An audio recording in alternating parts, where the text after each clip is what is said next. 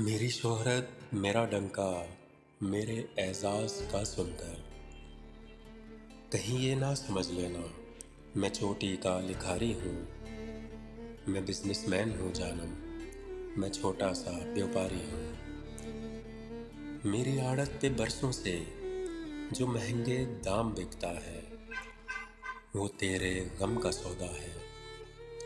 तेरी आँखें, तेरे आंसू, तेरी चाहत, तेरे जज्बे यहाँ शेल्फों पे रखे हैं, वही तो मैंने बेचे हैं। तुम्हारी बात छिड़ जाए तो बातें बेच देता हूँ, ज़रूरत कुछ ज़्यादा हो तो यादें बेच देता हूँ।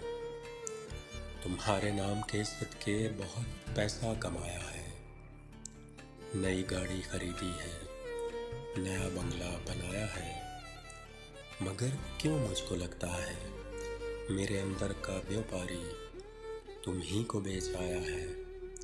मैं बिजनेसमैन हूँ जानम, मैं बिजनेसमैन हूँ जानम।